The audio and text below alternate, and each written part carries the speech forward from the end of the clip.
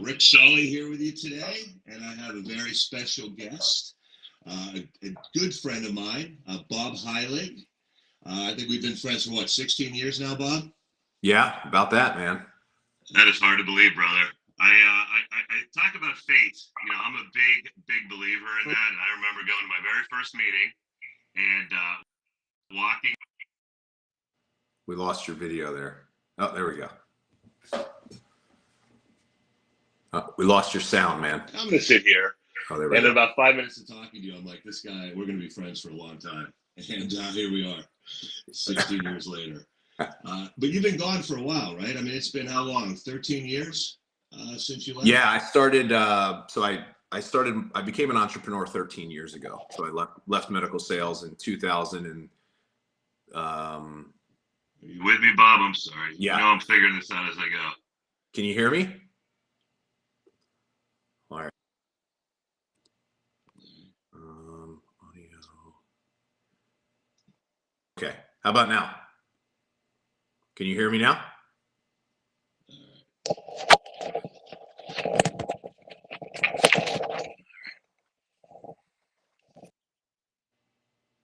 Can you hear me now, Rick? Yeah, I'm back now. You good? Yeah. All right. So yeah, man, it's been about 13 years since I ventured off into my own business. Yeah, that's hard to believe, man. I mean, truly. And, I think, for me, it's kind of surreal because, you're the founder, your virtual upline. And what I mean by the surreal part is I know anybody that's in network marketing, and I mentioned that I'm friends with Bob Heilig, their eyes light up. They're like, you know Bob? I'm like, oh, I know Bob. So has that happened to you? Have you ever been in a situation where you've been at the mall or the airport or anywhere and someone's come up to you that said, oh my gosh, I can't believe I'm meeting you? Yeah, I mean, it doesn't happen a lot, but it definitely happens. It's honestly, it's pretty weird to me when it does happen. So. Yeah, I can imagine. I think I remember one time you told me you were sitting next to someone at the airport and they literally looked over and were like, are you Bob Heilig? Yeah.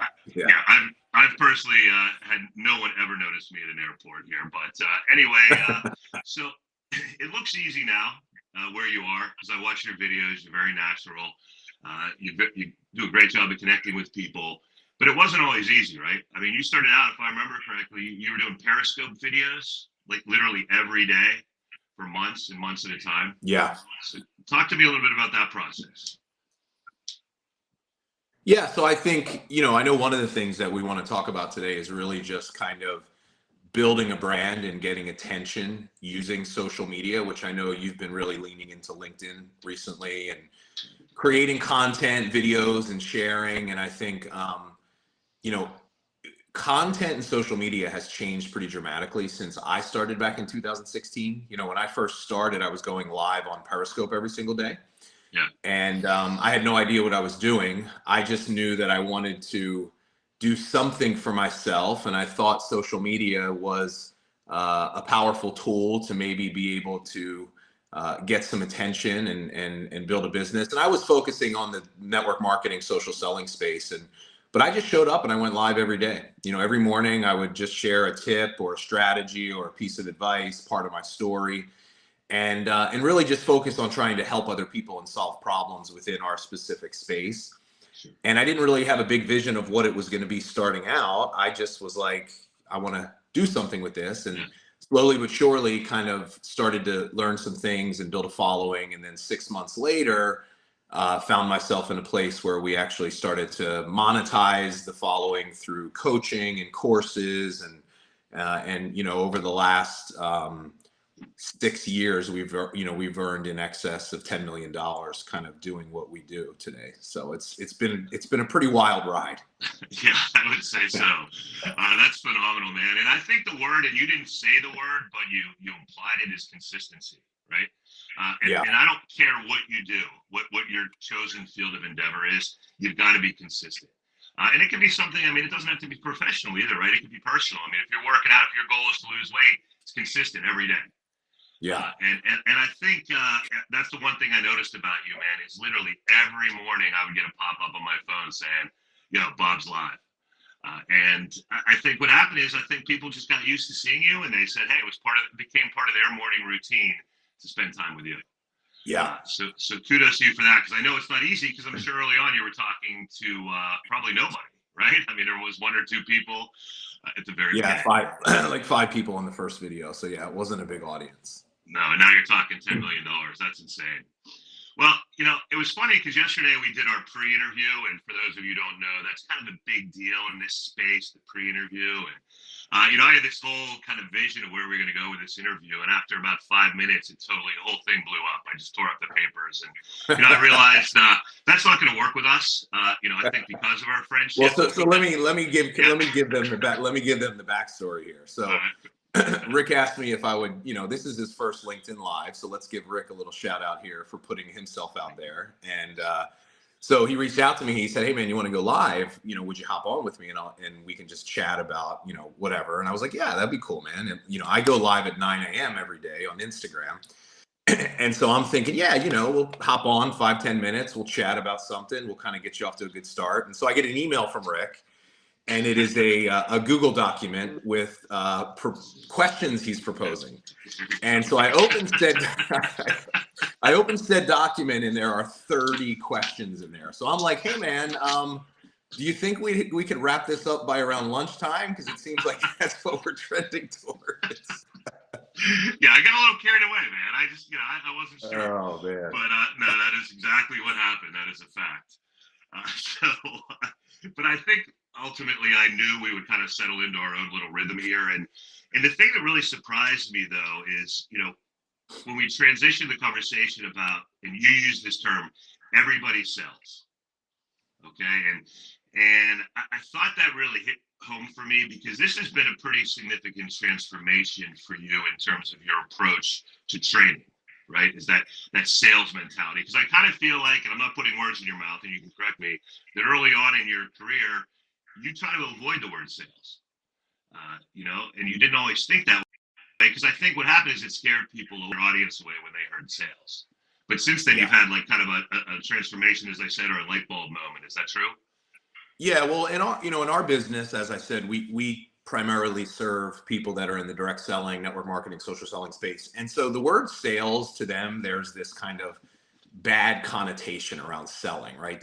We view sales as something that's kind of transactional, it's manipulative, it doesn't feel authentic. And so for a while, we kind of avoided it. But in the beginning of this year, we made a pretty big shift and pivot in our message, and we really lean into the concept of selling. Because look, we sell in the space of what we do, but here's everything. I think this is an important conversation, because this has implications to all businesses, especially if you're marketing your business online. I think this is an important thing. What really caused us to lean into teaching people how to increase their sales skills is how much the world has changed over the last 3 years.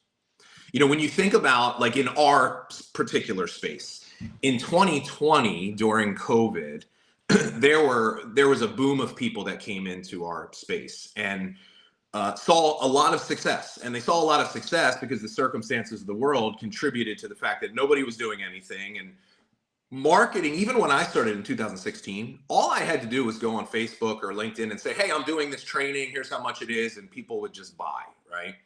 You can't do that anymore.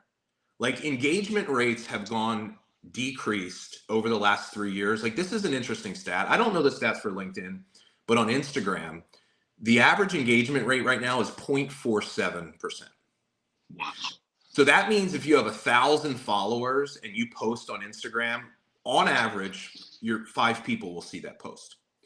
And so what's happened is, over the last 3 to 5 years, it's been all about inbound. It's been about marketing, right? Just create content and keep telling people about what you do. And eventually you'll have leads that will come to you. And so that's been really the focus, especially in our space, is let me just get really good at social media. Now, COVID happened, the world got back to the new norm, and then the economy contracted.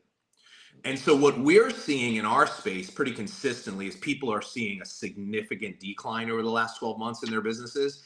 And here's the reason why. They're still trying to market and sell like it's 2020. And the strategies that they used, especially on social media, don't work anymore. And so why we pivoted is because what I know to be true is this, is that in down economic times, the skill of selling is at a premium.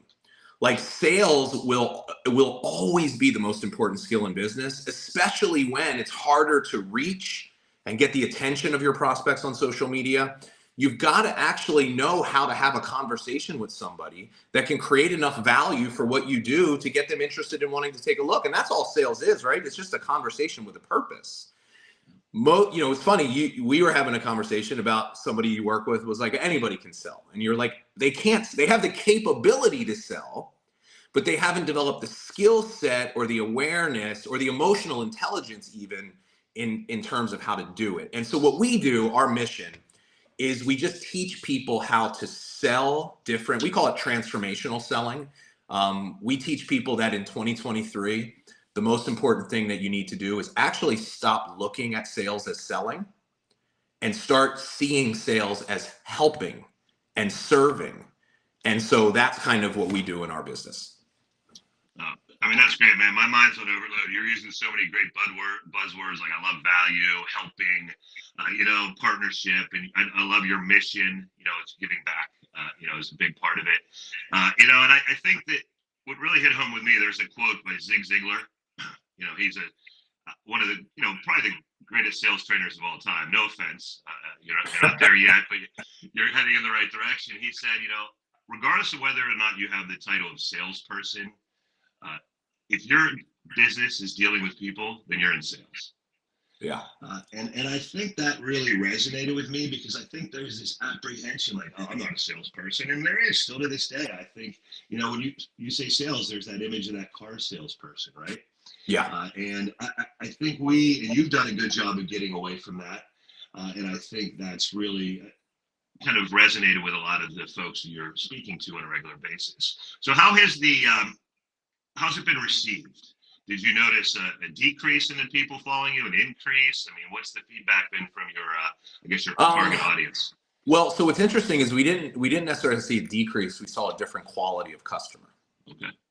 So we saw people that were more inclined to be action oriented, that were actually looking for strategies that could help. So they like a lot of times people will come to us because they're afraid to take action. And so they need the encouragement and to get it. And so what we see now is we see people that are already taking action that are just recognizing that the strategy they're using isn't working as well. So they're looking for a new approach. And so if I could share, because I think this would be really valuable for anybody that sells in any capacity, I'll share with you the core premise that we teach with this thing that we call transformational selling, is that there are actually 3 different levels of value creation when you are in a sales conversation. So you think of it as things that you can focus on talking about. And so what most salespeople do is they focus almost solely on product information.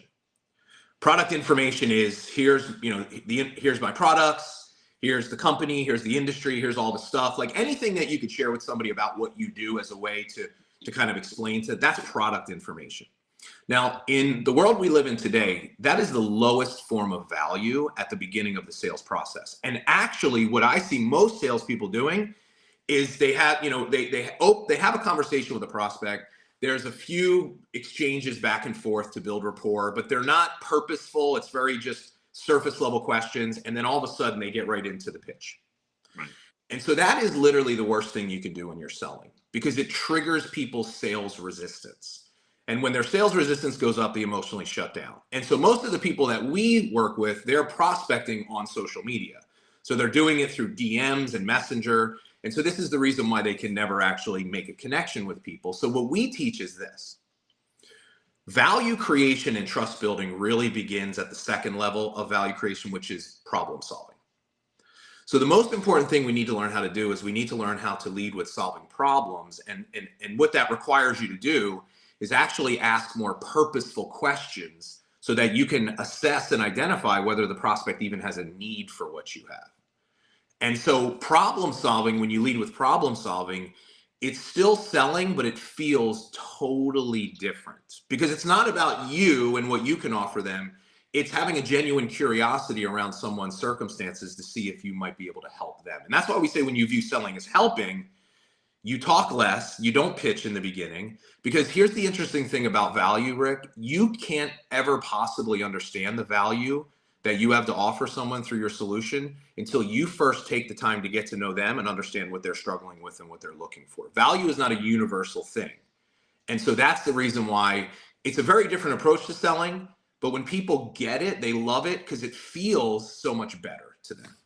Right, dude. I mean, this is so great, because here's the deal. Like, what you're talking about is exactly the type of things that I'm talking to my salespeople about all the time, and it's that value component. But I think what's different about what you said is what we think is valuable isn't necessarily what the client or the prospect thinks. Yes, 100%. And to me, that's the light bulb moment of this conversation this morning, because you have to ask questions. You have to talk. And I see new reps, and I've seen reps that have been doing this a long time, and they want to get in front of the client and just start talking. Boom. Yeah. This is because you're excited. You know you have a lot to offer. But the last thing you want to do is start to talk. You want to ask questions, build rapport, build that trust that you talked about. Yeah. Because, I mean, it's this the oldest thing. I mean, people buy from people they like and they trust. Yeah. You know, and the thing I said to you yesterday too, and we both chuckled about, is, you know, it always drives me crazy when I have a rep that'll say, "Hey, let me be honest with you." You know, my whole thing, you better be honest with me the entire time. You don't need to tell me that you're going to be honest. Right. You know, so how in you know, because you're in an interesting position, because you're talking to people that are selling such a wide variety of things, of products and services. How do you bring it all together so it's a one size fits all in terms of the value proposition? Well, so I think the first thing you have to do is you have to understand your offer and your solution, and you have to identify the problems that you can help someone solve. Right? There's going to be a common set of problems. What your product is, you know, you're going to know that there's, you know, 2, 3, maybe 4 different things. Like if somebody's struggling with this, then this is how we can help them. And so what you do is you understand the problems first, but you have to think beyond just the problem. See, what we teach is this: a problem is actually not a problem in the context of selling unless you understand the uniqueness of the problem. So what I mean by that is that you could have 2 people that at the surface level have the same issue, but when you actually really understand how that thing applies to their particular business or life, it could be 2 very different people. So the example I always use just in our space is, you know, the people in our space, they sell a business opportunity to people. And so, you know, you could have someone that is a stay-at-home mother that's actually looking for something outside of the home to give her a little bit more purpose and meaning.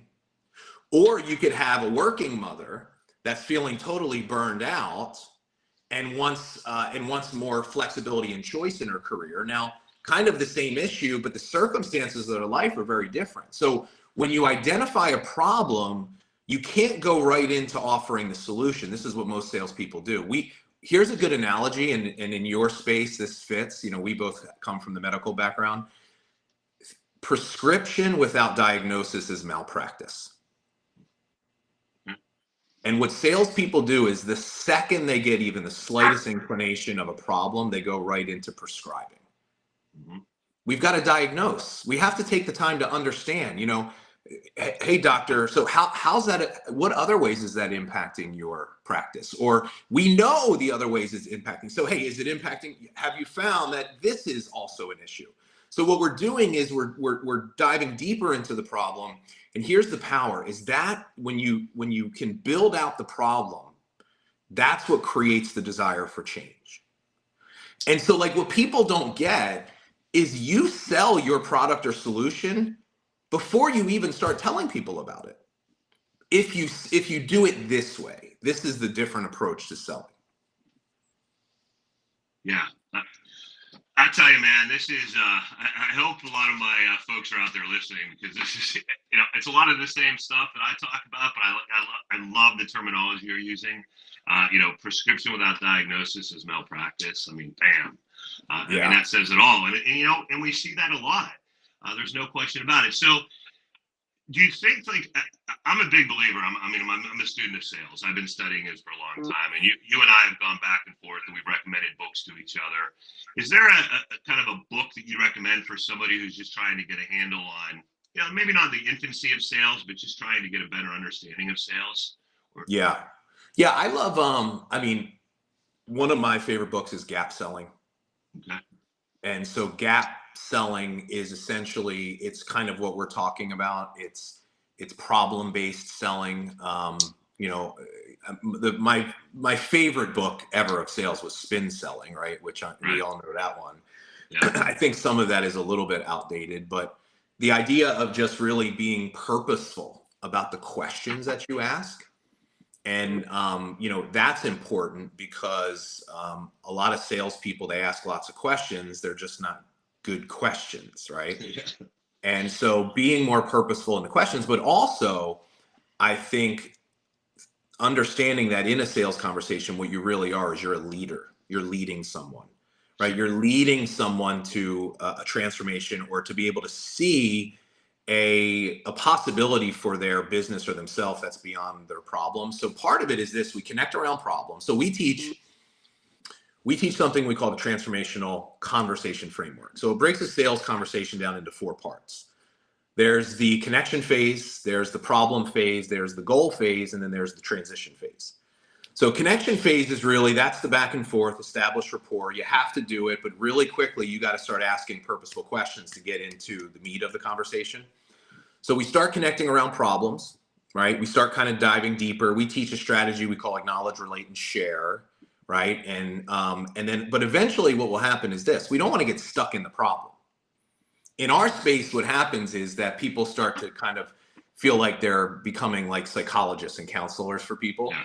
And so, you don't see that as much in B2B, but in B2C, that happens a lot. And so what we teach is at some point, you got to get them out of the problem and you got to start get them to think about, well, what are your goals? So we ask goal questions. Thanks for sharing that with me, Rick. Can I ask you, what's your goal in this area? Yeah. Like, what are you looking for? What would an ideal solution be like for you? If you had your choice and you could wave your magic wand and have the perfect career, what would that look like for you? So now we're getting them to think outside of where they are. And there's value in that because we're getting them to imagine a possibility where their problem isn't there. And so now we're creating a little bit of hope. And in doing this, it just naturally leads us into sharing our solution. And it's a totally organic thing to do. No question, man. And it's fascinating. So I've been in sales for 30 years. I've got a page and a half of notes already just listening to you. Awesome, man. So and I love that, man. As I said, my wheels are spinning. But I think you touched upon questions, and I always think this is interesting because it's not like you need a different set of questions for every prospect. They're the same questions. Yeah. You just have to know which questions to ask. Yes. So and it's the same. Like there's only a handful. You've been in around network marketing for how long? 20 years? 25 years? Yeah, 23 years. There's honestly, at the end of the day, 8, 10 objections. When's the last time you heard a new objection? Yeah, it's been a while, yeah. Yeah, so it's the same questions, it's the same objections. So to not be prepared and not be ready to ask those questions or be ready to handle those objections, it doesn't make any sense to me. Yeah. Because we have the ability as salespeople to be complete. Because to me, the one word that hasn't come up today is preparation, right? Like you have to be prepared for every interaction. You just do your, like we used to call it, like pre-call plan. What am I was just going to mention that. Yep. Yeah, and that's it. And so I wonder sometimes, is that an area where the folks you're interacting with, is that a step that they skip? Maybe they're just like, they're not our target customer is not a professionally trained salesperson. Right. She's a stay-at-home mom that probably had a career at some point, but gave that up. And the career was not necessarily sales, right? He or she is someone that is just looking for a career that gives them a little bit more purpose and meaning, right? So they don't have the traditional corporate sales training. And so they come to us with really no idea on what selling looks like. But here's what's interesting, Rick, because we've been in a professional sales organization. How many times have we been at a national meeting and somebody announces role playing, right? And you have one of the supposed top reps that gets up there and literally has no idea what to say. You're right. right? Like Yeah. it's the skill of selling is something that takes a lot of time and deliberate practice, but it's the highest paid skill in the world. Like if you can sell, great, you can lead. If you know how to sell, you can market. Like it always comes down to your ability to sell. Dude, it's like you're parroting the things I say, man. I mean, I guess that's why, you know, we're both so in sync. And listen, we both, but you know, most measures we both had success in our life. But I think what's interesting Is we've taken two very different paths to get there, but at the end of the day, we've both been salespeople the entire time. Yeah, for sure. You know. So the individual you're talking about, the meetings, that's probably David Ambiel, I'm guessing. Yeah, yeah. David and Chris Dufo also. Those were the two that stood out to me probably the most. Yeah. No, I hear you, man. And Brian Staff Check too was one that I think was historically pretty bad on the lower tier. You know, definitely bottom 5%. I can see that for sure, man. Well, listen, I don't want to take your whole morning. I know you have to prep for your call at 9 o'clock. Because literally, man, I think we could talk for another half an hour, no problem. So if it's okay with you, I'd like to do this again, maybe later this summer. Yeah, for sure, man. And absolutely. And just, yeah, let's do it again. Yeah, man. But I have a tremendous amount of respect for you. You know, I'm super proud of you. And you know, a little jealous, man, because you took a big risk and you went out and staked your claim. And a lot of people want to do that, but they just don't have the courage. You know, their fear of failure. So I give you a lot of credit for that. That was not easy, my friend. I appreciate that, man. And hey, listen, if you're watching this, give Rick a shout out for stepping out and doing his first live. Now, what he hasn't told you yet is he's actually going to be going live every single week on LinkedIn now. So make sure you tune in to watch and you hold him accountable to make sure he keeps this momentum going. Absolutely, man. I love it. Well, it was really great talking to you, Bob, and we'll catch up again soon, my friend. Yeah, sounds good, brother. See you, man. All right. Thanks, everyone.